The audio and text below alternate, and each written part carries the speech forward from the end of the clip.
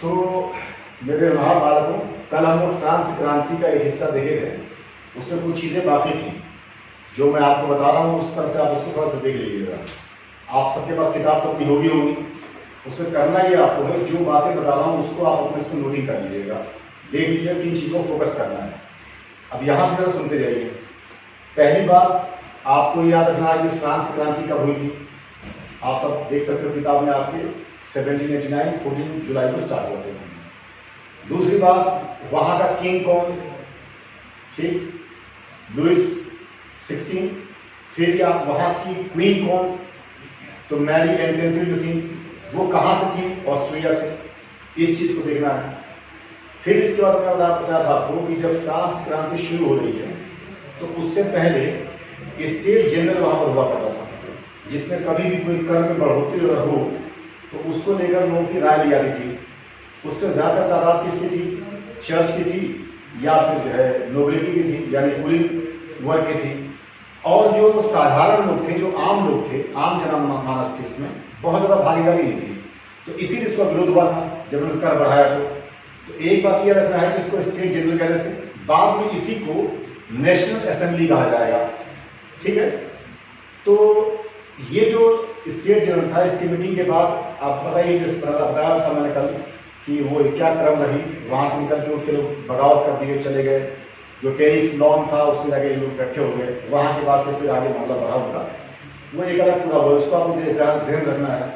अगली बात, जैसे मैंने कल बताया था आपको कि जो लिबर्टी इक्वलिटी फ्रेटर्निटी की बात होती है, यानी जो नारा रहा फ्रांस क्रांति का, एक तो आज़ादी, बराबरी और बंधुत्व यानी भाईचारा, ये याद रखना है। फिर इसमें याद रखना कि जैकोबिन क्लब क्या चीज़ है। जैकोबिन क्लब को आपको अपने जहन में रखना है, क्योंकि जैकोबिन क्लब जो था वो आम लोगों का बनाया हुआ एक क्लब था, जिसमें आम लोग, चाहे डॉक्टर्स हों, इंजीनियर्स हों, और आपके जो है वकील हों, किसान हो, बिजनेसमैन हो, इन तमाम लोगों का अपना एक गिरोह था, जिसको एक ग्रुप था, जिसको जैकोबिन क्लब कहते हैं। इस जैकोबिन क्लब को जो आदमी लीड कर रहा है, जो आदमी इसको नेतृत्व दे रहा है, उसका नाम नहीं भूलना है आपको। मैक्सिमिलियन रॉबस्पियर कहते हैं, ये आपको याद रखना है। इसमें आप अपनी किताब में देखोगे तो चीजें देखते जाओगे। फिर इसके बाद जैकोबिन क्लब के जो लोग इन्वॉल्व है पूरे इस क्रांति के इसमें, और फ्रांस की क्रांति के इसमें, तो इन्होंने जो जिस तरह लिबास पहनना चालू किया, उस लिबास का नाम भी आपको याद रखना है। सांक्रोतस कहते हैं इसको। ये सांक्रोस जो था एक लिबास था, एक तरह का पहनावा था जिसको लोग पहन रहे थे, तो वो याद रखना है। ये किसका था, जैकोबिन्स का था। जो आम लोग थे वो लोग अपना लिबास पहनते थे। इसके बाद जो अगली चीज आपको ध्यान रखनी है, जो मैं कल बताया था आपसे, कि तीन बड़े जो है विद्वान किस्म के लोग, रूसो की सोशल कॉन्ट्रैक्ट की जो थ्योरी है, उसके बाद जो है जॉन लॉक के बारे में बताया था मैंने आपको, उसके बाद मैंने आपको बताया था उसके two treatise of India, two treatise of government बताया था मैंने।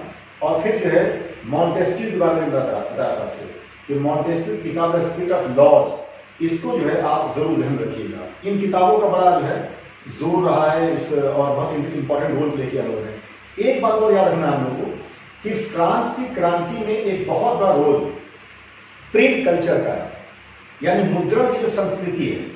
मुद्रण की संस्कृति क्यों है, जाहिर सी बात है, जब यूरोप में मुद्रण आ चुका, प्रिंट आ चुका, प्रिंटिंग कल्चर आ चुका वहां पर और फैल चुका, तो प्रिंट से आसानी क्या होती है, कोई एक चीज आपने लिखी, उसको प्रिंटर पर चढ़ाया, तो हजारों लाखों जो है घंटों में निकल जाता है वो चीज, वो आसानी से लोगों तक पहुंच जाता है। तो ये जो है, ये जो किताबें निकली, इसको लोगों ने जब प्रिंट हो गया आई तो जगह जगह लोग लेके पढ़ते थे और बाबा से बुलंद पढ़ते थे ताकि दूसरे लोग सुन सकें। तो कुछ पढ़ के सुनते थे, समझते थे, और कुछ सुन के समझ लेते थे चीजों को।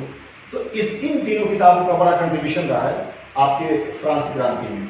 अगली बात जो आपको इस सिंह याद रखनी है कि फ्रांस राजतंत्र से संवैधानिक राजतंत्र जो बन रहा है वो 1791 बन रहा है। यह बात आपको नहीं भूलनी है।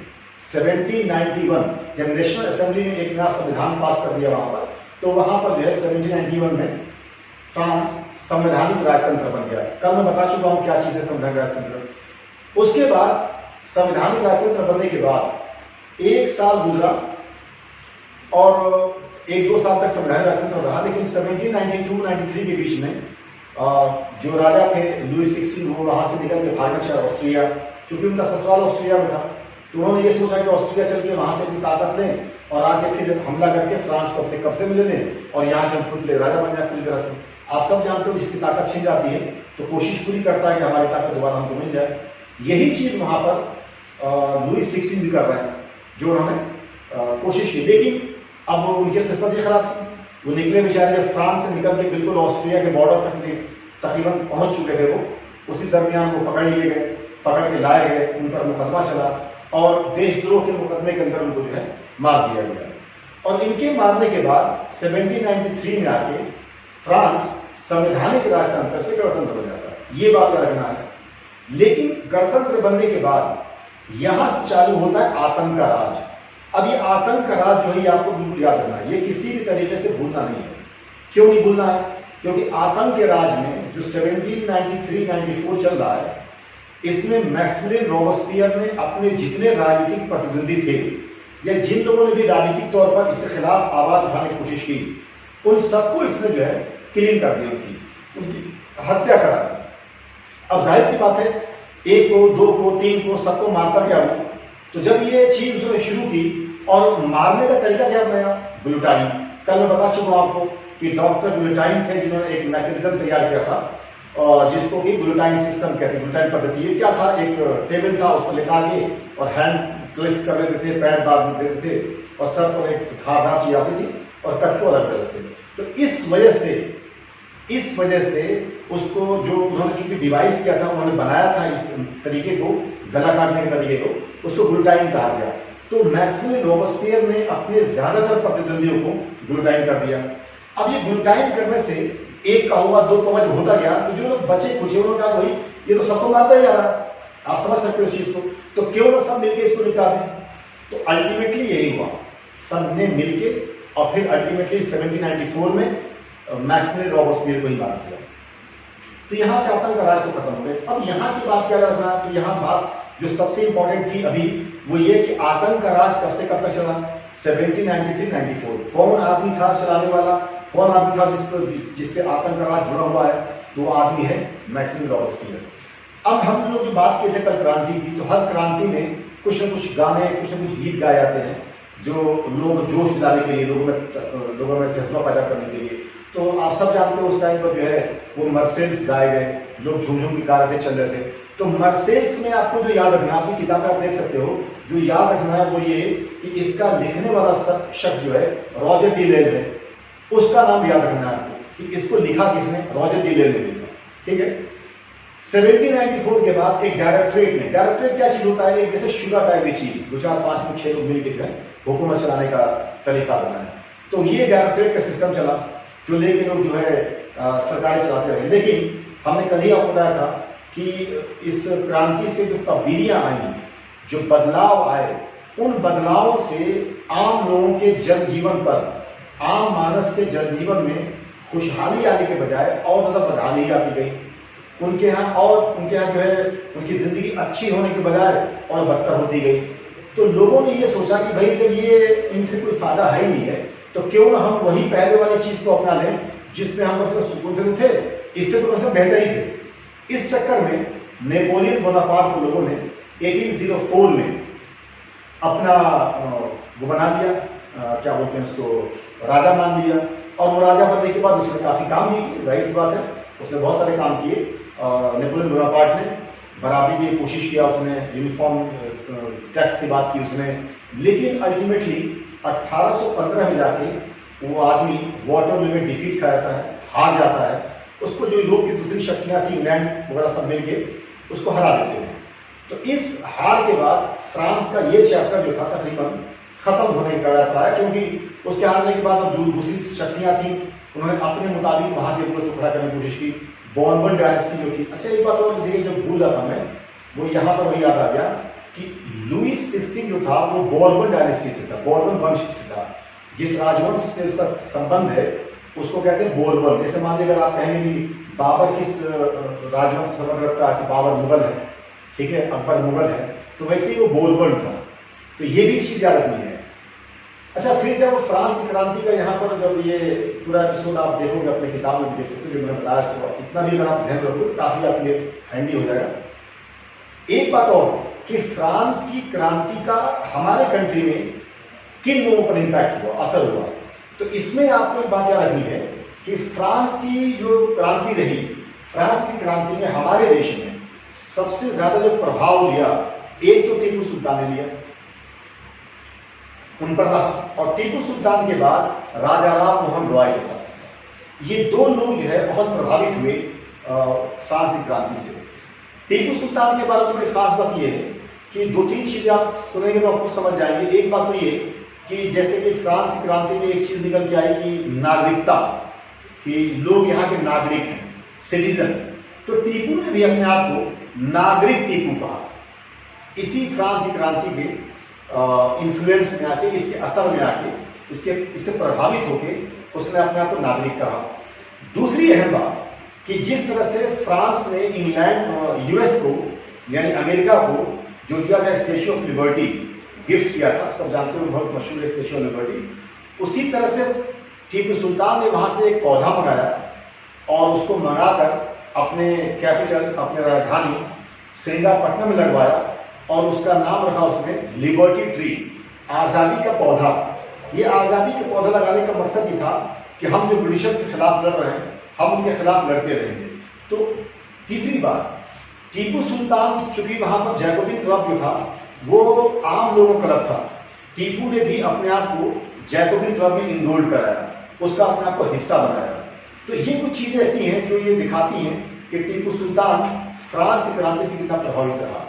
और जाहिर सी बात है उसमें सबके आज़ादी की बात की गई थी, बराबरी की बात की गई थी, भाईचारा की बात की गई थी।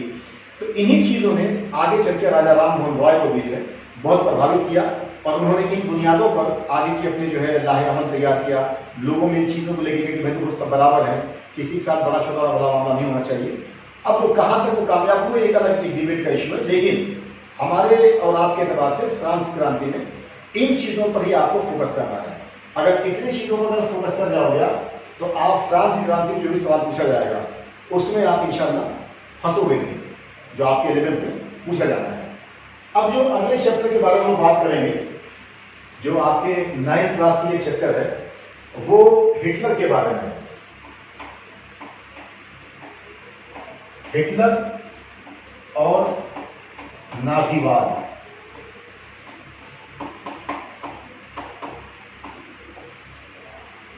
हिटलर का उदय और नाजीवाद।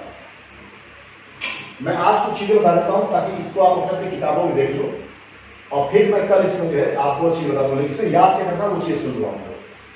जैसे मैंने कल ही बताया था, किसी भी हिस्ट्री या कोई भी चीज पढ़ना होगा आप तो क्वेश्चन साथ पढ़ो, क्या है, क्यों है, कैसे है, कब है, कहाँ है। जब इन सवालों को अपने चैप्टर में फेंकोगे तो वहां से भी जवाब निकल के आएगा। एग्जैक्टली यही चीज यहां पर है। अब राइज ऑफ हिटलर, हिटलर का उदय जो चैप्टर आपका है, हिटलर का उदय। अब ये खुद अपने आप में इसमें दो चीजें हैं कि हिटलर का उदय कैसे हो रहा और नाजीवाद क्या चीज है। तो हिटलर के उदय में पहली बात तो ये कि हिटलर इमर्ज जो हो रहा है वो कैसे हो रहा है, उसने किसको सर्व किया, किस पार्टी के साथ रहा, फिर उसने अपनी जो नाजी पार्टी बनाई वो कैसे बनाई। तो एक आप जो है इसका स्केचिंग सुन लो ताकि आपके जहन में चीजें रहेंगी, उसके मुताबिक आप किताब में देख सकते हो। बकिया जो होगा मैं कल इस केस में जोड़ दूंगा। पहली बात तो नाजीवाद। देखिए नाजीवाद क्या चीज है, बेसिकली ये जो है एक तरह से एक ऐसा सिस्टम है, एक ऐसी पद्धति है जिसमें कि लोग अपने आप को रेशियल तौर पर, नस्ल के आधार पर अपने आप को सुपीरियर मानते हैं। तो जर्मनी में जो आर्यंस थे उनको नॉर्डिक जर्मन आर्य कहते हैं। क्या कहते हैं? नॉर्डिक जर्मन आर्य। ये लोग ये कहते थे कि दुनिया की सबसे बड़ी रेस हम हैं, दुनिया के सबसे जो है बेहतरीन लोग हम हैं, ये नॉर्डिक जर्मन आर्य जो है। तो इनके अंदर रेशियल सुपीरियरिटी थी, नस्ल के आधार पर बढ़तपन दिखाते थे, अपने आप को बड़ा समझते थे। तो इनकी अगली बात क्या थी इस बुनियाद पर? इनका कहना था कि दुनिया पर रूल करने का अधिकार हमको है, यानी नाजियों यानी जो है नॉर्डिक जर्मन आर्य को है। हम दुनिया के सबसे बेहतरीन लोग हैं, इस दुनिया पर हुकूमत करने का भी अधिकार हमको है। तीसरी बात इसमें उन्होंने क्या किया, नारा दिया कि एक नेता, एक लोग, एक नेता, एक लोग और एक देश। अब एक नेता कौन होगा? हिटलर नेता होगा। एक लोग कौन होंगे? नॉर्डिक जर्मन आर्य होंगे। और एक देश क्या होगा? जर्मनी होगा। यानी सब लोग जर्मनी के अंडर रहेंगे। अब ये जो इनका स्लोगन था कि एक नेता, एक लोग और एक देश, ये इनके जो सिक्योरिटी का कॉन्सेप्ट था इनके अंदर जो अपने नस्ल को लेकर बड़प्पन वाली बात थी, वो चीज यहां पर झलकती थी। इनका जो निशान था, जो हर पार्टी अपना या हर लोग अपना कुछ न कुछ सिंबल रखते हैं, वो इनका जो है निशान स्वास्तिक था। ये बड़ी हैरत वाली बात है। हमारे हिंदुस्तान में भी ब्राह्मणिकल फोर्सेस के जो लोग हैं वो स्वास्तिक को ही लेके चलते हैं। ये अपने आप में बहुत बड़ा इंडिकेशन है कि जो यहाँ का अपर कास्ट है वो यहाँ का नहीं है, वो बाहर से आया है।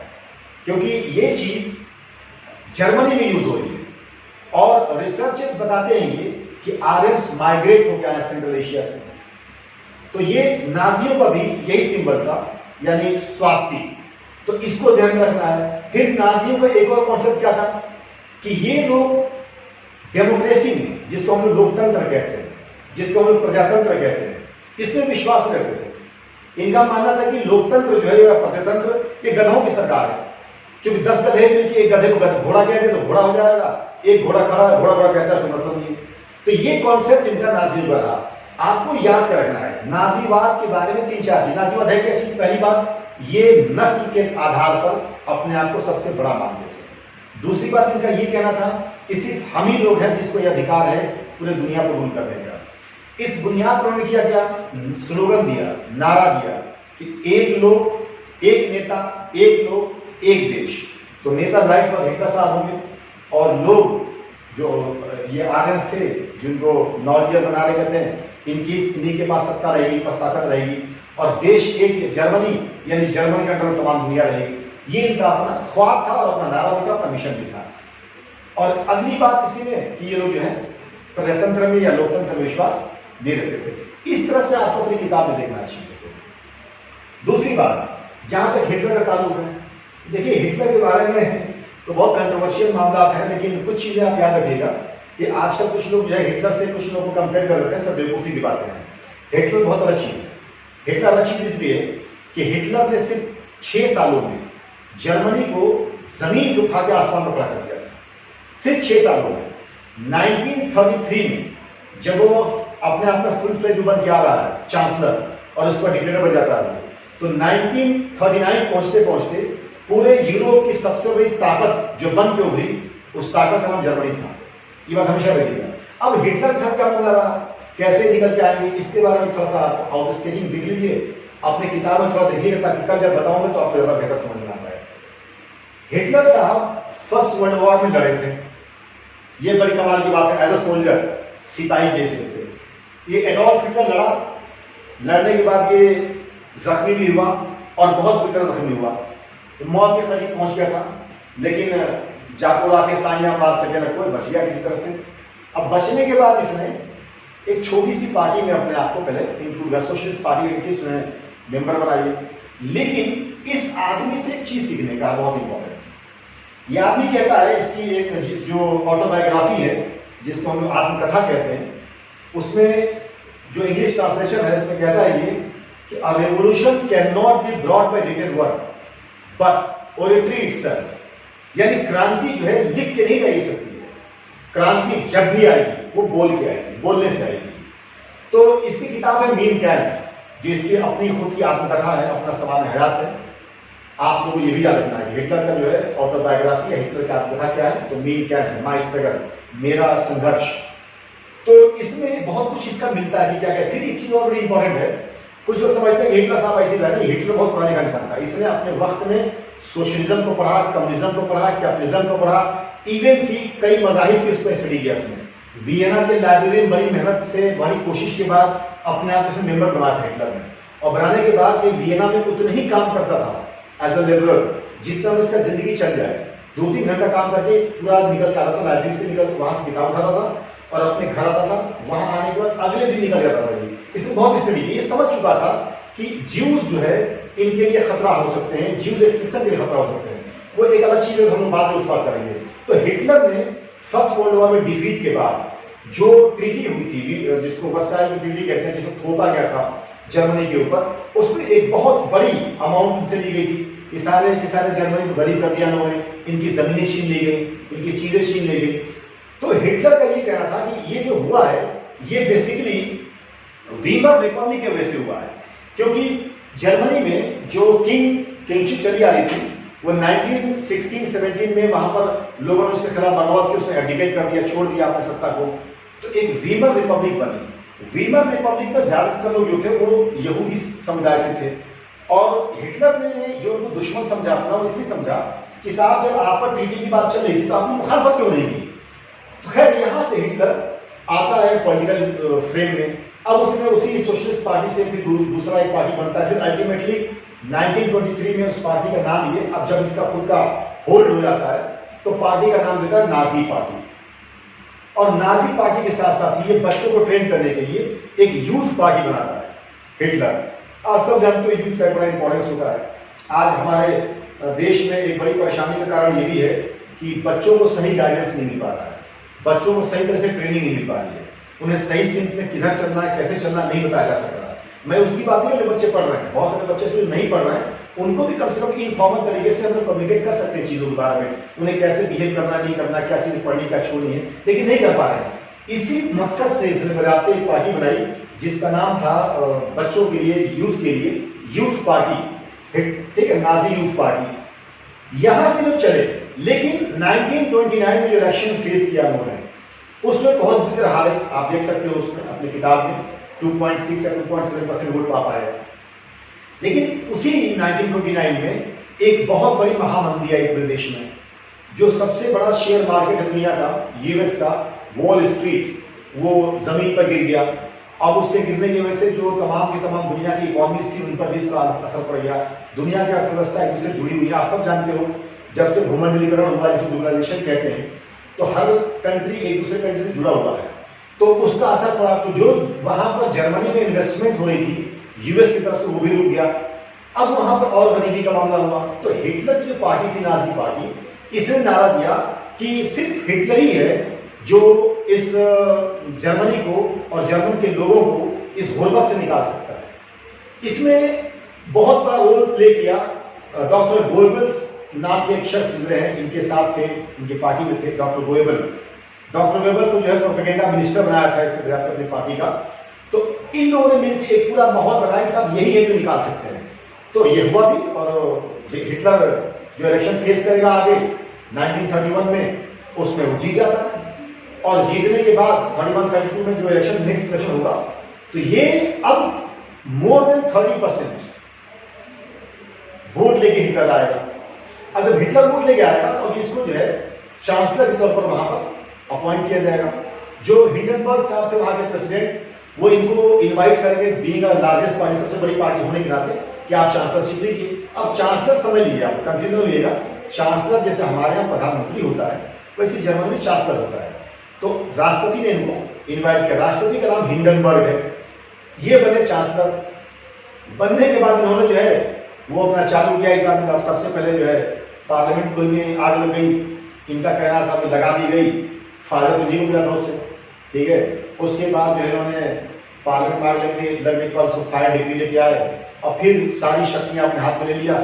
1933 में आने के बाद यह आदमी पूरी तरह से पूरी शक्ति जो है अपने हाथ में ले लेता है, और यहां से जर्मनी में हिटलर का उदय जो है एक ऐसे इंसान पर होता है जिसको लोग डिक्टेटर या तानाशाह कहते हैं। तो तानाशाह होने के बाद अब हिटलर ने क्या किया, इसने चालू किया कुछ काम इंपॉर्टेंट। अब देखिए हिटलर के इंपॉर्टेंट कामों में तो एक काम ये था कि सबसे पहले इसने अंतर्राष्ट्रीय स्तर पर जो लीग ऑफ नेशन था उससे अपने आप को अलग कर दिया, यानी जर्मनी को लीग ऑफ नेशन से इसने अपने आप को बाहर कर दिया। ये पहला काम किया उसने, कहा कि साहब हमसे इसे कोई मतलब नहीं, यानी हम आजाद हैं, हम जो चाहे वो करें, इनके हम बाउंडेशन में नहीं। दूसरा, इस आदमी ने जो आज आप देखते हो कि बड़े बड़े रोड देख रहे होंगे आप लोग, जिसको हम लोग जो है सुपर हाईवेज कहते हैं, कई कई लेन के रोड बनते हैं, सबसे पहले हिटलर एक कॉन्सेप्ट लेके आ रहा है, एक बड़े लेवल रोड बनवाना, बड़े बड़े रोड बनवाना, ठीक है, जिसको आप सुपर हाईवेज कहते हो। तो एक इंफ्रास्ट्रक्चर के तौर पर। दूसरी चीज, वोक्सवैगन कार सरकारी तौर पर बनने चालू हुए, सरकारी कंपनी तौर पर। वोक्सवैगन ये वो कार थी जिसने पूरी दुनिया में हाहाकार मचा दिया, दुनिया के हर कोने कोने तक ये कार पहुंची। इस कार के बनने की वजह से और बनाने की वजह से बहुत जर्मनी को फायदा इसलिए हुआ कि एक तो वर्कर्स बहुत लगे इसमें, तो जॉब क्रिएट हुआ, लोगों से पैसा आया तो दूसरे जो इंडस्ट्रीज थी उनको भी मदद मिलना चालू हुआ, ठीक है, और लोगों में खुशहाली आई, रोड अच्छे बनने से कम्युनिकेशन फास्ट हो गया, आप समझ रहे हो। तो बहुत तेजी से अर्थव्यवस्था वहां की बेहतर होनी चालू हुई। एक बात और, आज भी दुनिया का जो ऑटोमोबाइल है उसका हब फ्रैंकफर्ट शहर है। फ्रैंकफर्ट ये उसी जमाने में इस्टेब्लिश हुआ, इस तरह का माहौल वहां बना, हिटलर बनाया, जहां से कि फ्रैंकफर्ट शहर में ऑटोमोबाइल का बहुत बड़ा बनना बनाना, और आज भी दुनिया में सबसे बड़ा हब यही है। और इस वोक्सवैगन कार, जिसको कि लोगो कार कहा गया था हिंदी में, इसमें जो है इतनी ज्यादा इसकी बिक्री हुई कि इससे आयरन इंडस्ट्रीज भी वहां की डेवलप होनी चालू हुई, लोगों में रोजगार बढ़ा, लोगों के पास पैसा बढ़ा, तो एजुकेशन भी बढ़ा उनके पास, और लोगों में काफी खुशहाली आई और ताकत भी आई। जब वो पैसा बढ़ेगा, लोगों के पास अर्निंग कैपेसिटी बढ़ेगी, तो टैक्सेस से गवर्नमेंट का भी इनकम बढ़ेगा, तो गवर्नमेंट का भी इनकम काफी बढ़ा। तो गवर्नमेंट ने क्या किया कि बहुत सारा मिलिट्री इक्विपमेंट्स जो होते हैं, हथियार जो होते हैं सेना के लिए, वो भी खरीदना, सेना को ताकतवर बनाना। और यहां से इस आदमी ने राइनलैंड ले लिया इनसे छीन के, आल्सेस लॉरेन ले लिया छीन के, और फ्रांस से छीन लिया इसने, और कुछ एरिया ऑस्ट्रिया को से कब्जा कर लिया ताकि जो हमारा है। और अल्टीमेटली इसने जो है अपने आप को एक्सपेंशन की पॉलिसी को, जो अपने आप को बढ़ाने का मामला है, वो इसने चालू किया। लेकिन जब इसने अटैक पोलैंड पर किया तो यहां से माहौल खराब हो, फिर आप सब जानते हो वर्ल्ड वॉर का मामला होगा। लेकिन उससे पहले फ्रैंकफर्ट जो शहर है उसकी एक और खासियत ये है कि वहां पर जो हम लोग प्लेन कहते हैं, जिसको एरोप्लेन कहा जाता है, एरोप्लेन का भी बहुत बड़ा जंक्शन फ्रैंकफर्ट में है। तो इस तरह से हम लोग को हिटलर और नाजीवाद को देखना होगा। अब जब हिटलर अटैक कर देगा 1939 में पोलैंड के ऊपर, उसको भी लेने की कोशिश करेगा, तो वहां से अब जो वेस्टर्न पावर्स हैं, स्पेशली इंग्लैंड वगैरह, जो अब तक खामोश बैठे हुए थे, अब इनको लगेगा साहब ये तो कंट्रोल से बाहर निकल रहा है। तो यहां से शुरू होगा वर्ल्ड वॉर का मामला। अब वर्ल्ड वॉर में हिटलर क्या मतलब रहेगा? इनिशियली शुरुआत में अब वर्ल्ड वॉर में दो खेमे बन गए, ये याद रखना है। एक खेमे को ध्रुवीय शक्तियां कहा गया और एक खेमे को मित्र राष्ट्र कहा गया। तो मित्र राष्ट्र में कौन कौन लोग हैं? इंग्लैंड है, फ्रांस है, रूस है, और बाद में अमेरिका शामिल हो जाएगा। यानी इंग्लैंड, फ्रांस, रूस और अमेरिका। और जो ध्रुवीय शक्तियां यूं कहा गया, इनमें जर्मनी, इटली और आपके जापान, ये लोग एक तरफ हो गए। अब इस तरह से अब ये विश्व युद्ध फिर क्यों है? जब ये 6-7 देश है तो वो विश्व इसलिए है कि इन 6-7 देशों का जो असर था वो दुनिया के बहुत ज्यादा देशों पर था, उपनिवेशवाद की वजह से। जैसे इंग्लैंड के बहुत सारे देश उपनिवेश थे, उसी तरह से जर्मनी के थे, उसी तरह से कहीं फ्रांस के थे, उसी तरह से कहीं रशिया के थे। तो इसलिए इन लोग जब इन्वॉल्व हुई बड़ी बड़ी शक्तियां दुनिया की, तो तकरीबन पूरे दुनिया पर इसका असर हुआ। ठीक है, इन लड़ाइयों में शुरुआती दौर में तो हिटलर ऊपर रहा। अब इसमें एक बात और, ये जो मित्र राष्ट्र हैं जैसे इंग्लैंड है, तो इसमें यह भी याद रखना है कि इंग्लैंड में उसको प्रधानमंत्री कौन थे? तो इंग्लैंड के प्रधानमंत्री चर्चिल थे। यूएस में राष्ट्रपति कौन थे उस वक्त? तो वहां के राष्ट्रपति रूजवेल्ट थे, फ्रैंकलिन डी रूजवेल्ट। ठीक है, रशिया में कौन थे? तो जोसेफ स्टालिन थे। समझिए।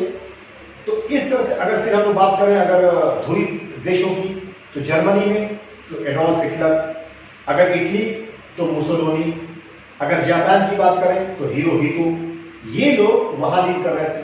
अब ये जब लड़ाई आगे चली तो जाहिर सी बात है, शुरुआत में जैसे मैंने बताया आपको, हिटलर ने बहुत तेजी से कैप्चर कर लिया, फ्रांस पर अटैक कर दिया, उधर जो है लंदन पर जाकर बमबारी चालू कर दी, इधर जर्मनी, इधर आपके ईस्टर्न यूरोप की तरफ मुहास खोल दिया।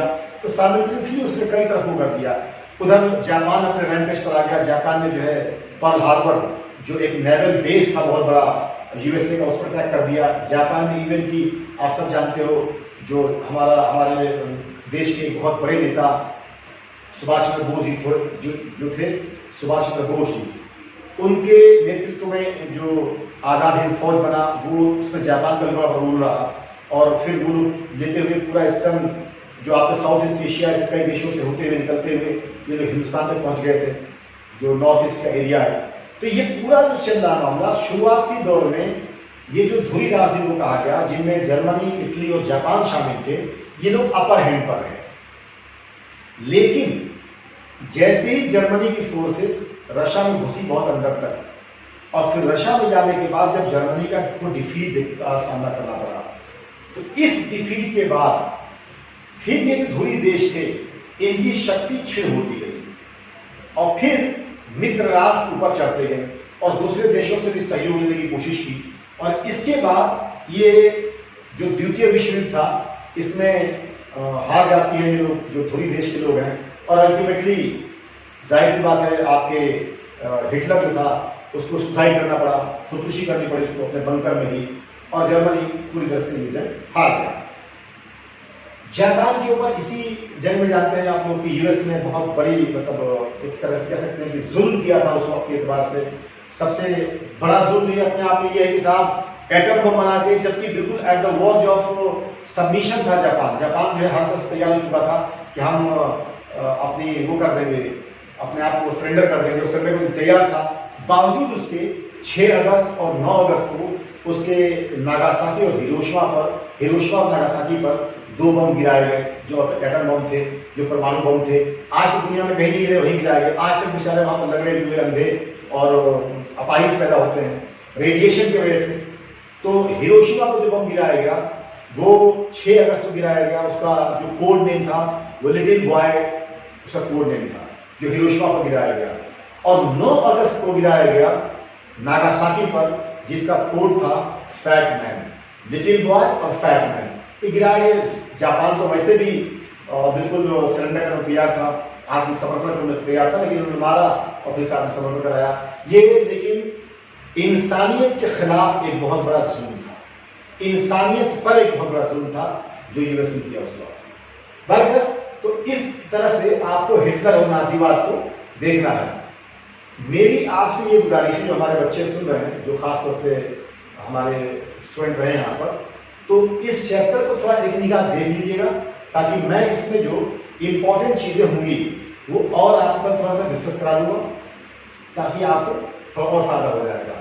हिटलर के बारे में मैंने बताया, आप ये कतई मत भूलिएगा, इसका जो ऑटोबायोग्राफी है, जिसको मीन कैम्प कहते हैं, माई स्ट्रगल कहते हैं, ठीक है। और हिटलर के साथ जो आदमी इसका प्रोपेगेंडा मिनिस्टर रहा है इसके पार्टी में, उसका नाम डॉक्टर गोएबल है, वो ना भूलिएगा। नाजीवाद क्या चीज़ है, मैं समझता हूँ कि आप लोग इसको समझ गए होंगे। मैं दोबारा बता देता हूँ आपसे, नाजीवाद एक तरह की सोच है, एक तरह का सिद्धांत है, जिसके अंतर्गत जो नॉर्डिक जर्मन आ रहे थे, जर्मनी के जो लोग थे, जो अपने आपको नॉर्डिक जर्मन आ रहे कहते थे, इस नस्ल के लोग कहते थे, नस्ली आधार पर ये कहते थे कि हम दुनिया के सबसे बेहतरीन लोग हैं, सबसे बड़े लोग हैं। और इसी आधार पर इनका ये कहना था कि पूरी दुनिया पर शासन करने का, रूल करने का अधिकार हमें है। इसी के अंतर्गत इन्होंने नारा दिया था कि एक नेता, एक लोग और एक देश। एक नेता समझ सकते हिटलर, एक लोग जो नॉर्डिक जर्मन आ रहे थे, और एक देश जर्मनी, ये इनका नारा था। यानी इन्हीं लोगों का पूरा वर्चस्व होगा दुनिया के ऊपर। और तीसरी या चौथी इंपॉर्टेंट बात इनके बारे में ये कि ये लोग जो है डेमोक्रेसी में बिलीव नहीं करते थे, ठीक है। ये फासीवाद, नाजीवाद जो कॉन्सेप्ट है पूरा इनका, ये डेमोक्रेसी में यानी प्रजातंत्र या लोकतंत्र में विश्वास नहीं करते थे। इनका ये मानना था कि लोकतंत्र जो है बेवकूफ़ों की सरकार होती है, और वो तो एक डिबेट है कि होती है कि नहीं होती है। आप बहुत कुछ देख ही सकते हो जो चल रहा है कि अकलमंदों की सरकार है कि बेवकूफ़ों की सरकार है।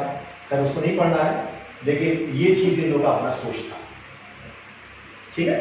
तो इसको जो है आप इस तरह से लेके चलेंगे तो आपके लिए ज़्यादा बेहतर रहेगा।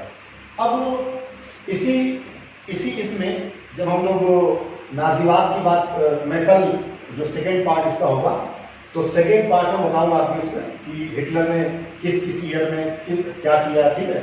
जैसे फर्स्ट वर्ल्ड वॉर के बाद किस ईयर में कौन सी पार्टी ज्वाइन की, फिर वो पार्टी क्या बनी, इससे। लेकिन आप लोग उससे पहले मैं आपसे सिर्फ इतना कहना चाहूँगा कि उन चीज़ों को आप थोड़ा एक दफ़ा अगर देख लोगे तो मैं बताऊँगा इंशाल्लाह तो आपको याद हो जाएगा।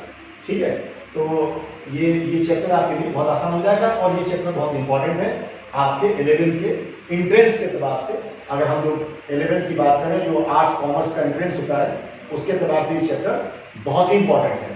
तो आपको इस चैप्टर को ध्यान में रखते हुए और जिस तरह मैंने बताया है उस तरह से आप जो इसको एक दफ़ा देख लीजिएगा, तो कल इसका सेकेंड पार्ट उसमें मैं आपको और चीज़ें बता दूँगा। ठीक है, बहुत बहुत शुक्रिया आपका।